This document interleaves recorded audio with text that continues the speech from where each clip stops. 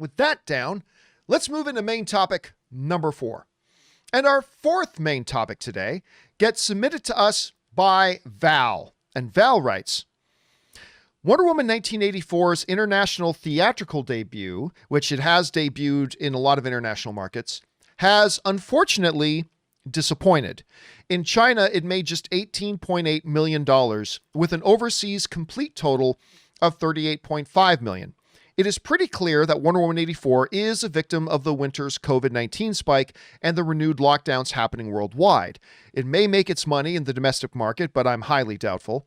What are your thoughts, and what will WB do going forward, especially as it relates to HBO Max? All right, thanks for sending that in, man. And yeah, this isn't a great sign. Now, you guys know I really liked the first Wonder Woman movie. I have not liked the trailers for Wonder Woman 84 all that much, but I maintained my high level of expectations because I just believe in Patty Jenkins. If Patty Jenkins is the director, I believe in it, and I'm going to give it all the benefit of the doubt. Now, a bunch of people have seen it internationally. We've had our own viewers internationally writing in and saying that they love Wonder Woman 84. A lot of them saying this is even better than the first one. A lot of the critics have watched it and have really enjoyed it at this point. I'm looking forward to watching it later this week myself. So I can't wait to see it. By all accounts, the movie turned out in typical Patty Jenkins fashion really, really well. Unfortunately, it's not doing great internationally. Now, you can obviously point at the fact that there's COVID. No doubt. That is the main culprit here. But even in a market like China, yes, it made $18.8 million, and yes, it had a lot to do with COVID. The problem is another movie made double of what Wonder Woman did.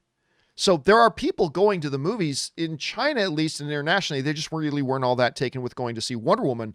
This comes to us from Variety, who writes, Wonder Woman 84 grossed just $18.8 million in China, almost half of the approximately $34 million haul of the Chinese action film The Rescue. Both films far underperformed against expectations. However, as the Chinese box office saw its lowest pre-Christmas weekend since 2014, despite the country's low level of coronavirus threat. That is, of course, from Variety. And Rob, I look at this, and my first reaction is, okay, yeah, Wonder Woman made $18.8 million in China. There's a pandemic. Nobody worry. The one part to me that was slightly worrying, though, was the fact that there was another movie, granted a local movie, a Chinese movie, an actioneer, that made double of what Wonder Woman did.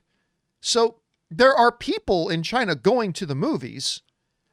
There just wasn't as many people interested in seeing Wonder Woman 84. Now, I don't know if that has to do with the fact that, like me, maybe people in the Chinese market weren't all that thrilled with the trailers. The first Wonder Woman movie didn't do all that spectacularly in China either, so there's that as well. Ultimately, I still think this is a coronavirus thing, although it's unfortunate to see that another movie did so much better than Wonder Woman at the same time. I'm still excited to see this movie, Rob. I don't know about you, but anyway, you see these numbers. What's your first reaction to that? And if you're an executive at Warner Brothers right now, what are your thoughts? Well, I mean, it's... with the Chinese market, you can never really tell what's going to happen. Obviously, the movie has opened soft, about half of what the original Wonder Woman did in China, I think. But remember, the world is different now as well. And even trying to get your enthusiasm up to go see these films it's a crapshoot now. I mean, what are people going to care about? It's hard to say. And especially when you're dealing with the Chinese market, you can never be assured necessarily of anything. You can only assume and project based on what happened before. And I think that maybe they just misinterpreted or the Chinese audience's enthusiasm for Wonder Woman. Maybe after what's happened, people wanted more reassurance of domestic, going to see a native Chinese film. That's what people wanted to see. I don't know. But I just think that, look, the rollout of this movie was always going to be hampered. You can't expect the movie to have made anywhere near, because theaters aren't at full capacity. And it'll be interesting to see how this is the great experiment, John. Day and date, how is this going to do theatrically in foreign markets? Can they make $500 million from this movie in foreign territories? That could be a win. If they could make $500 million off this movie foreign and still release day and date, that could definitely be the kind of thing that the movie industry needs. This movie did very well in Latin America. We'll see what happens with that. And it's going to be, I just don't know. I'm looking at this closely because I'm very curious to see where this is all going to wind up. Yeah, I think there's a Deadline raised up a really good point about this too. Like for me, I think aside the elephant in the room is the pandemic. That is the obvious elephant in the room. But why did it not even do half as well as another film in China? And there's a couple of other things there. Deadline raised, to me, I think it's poor marketing. Because Rob, despite the fact how much I love Patty Jenkins and I like the first movie, the trailers and the marketing campaign for this movie did nothing to get you and I excited about it. No. So and yeah. No, yeah. So I just think that's got to be taken into consideration. Deadline raised a really good point as well. Oh, and by the way, thank you, Chris Hunt, for sending in that super chat badge in the live chat. Thank you, Chris. On top of that, Deadline raises the point that everybody knows you can just pirate this movie in about a week. This thing is going to be put on live streaming, and everybody around the rest of the world where HBO Max doesn't exist and all that kind of stuff, they all know because it's just going to be streaming. The amount of opportunity to pirate this movie is going to be bountiful. Yeah. A house of plenty, Rob, will be the treasure chests of our digital pirates. And so there's a lot of interesting things working to get it. But again, we've used this phrase a lot, Rob, we're in uncharted territory. This is the type of situation that nobody in Hollywood has ever dealt with before, and everybody's just trying to wing it and kind of figure out how this is going to work. But I do know that they were hoping to see better than 18 million in China. They knew they weren't going to make 50 million in China opening weekend, but I know they were wanting to make a lot more than 18.8, even in the midst of a pandemic.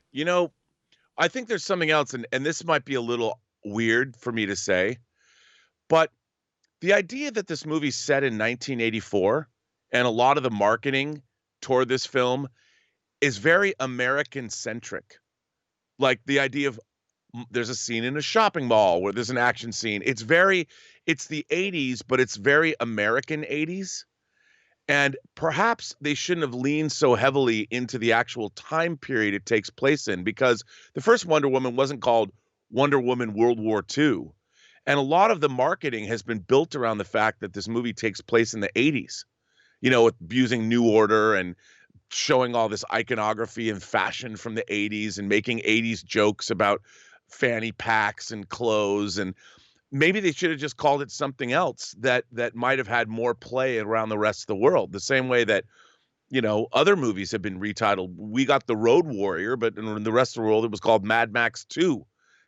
I don't know, maybe they have retitled the movie somewhere like that. But I think one of the problems that I had with the marketing, I think you had, was that the trailer didn't hook us from an intellectual standpoint. Like, okay, we know Wonder Woman's coming back, but what is this movie actually about?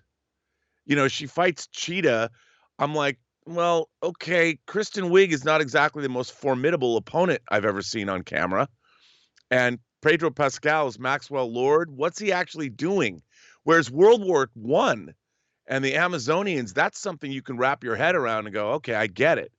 But I think part of the marketing with this movie was what's happening in it, other than Wonder Woman's back and she's in a shopping mall and she's on Mack trucks or 18-wheelers are flipping over. I mean, there's nothing. The idea behind why I'm supposed to be excited about this movie, and apparently it's kind of what I've read. It's a soft reboot of the character. There's a lot of Jeff Johns' storytelling DNA in this, moving away from the original conception from Batman v Superman and Wonder Woman, the first Wonder Woman, to try and change her into something different. And maybe that has something to do with it. I don't know, because I haven't seen the movie. Well, guys, the question is, what do you think about that? How do you interpret these numbers? Again, obviously, how good can you expect any film to do in the midst of a big global pandemic? But should it have done that low? Should it have been doubled by another movie in that market? Who knows? Question is, guys, what do you think? Jump down into the comment section below and let us know your thoughts. All right, guys.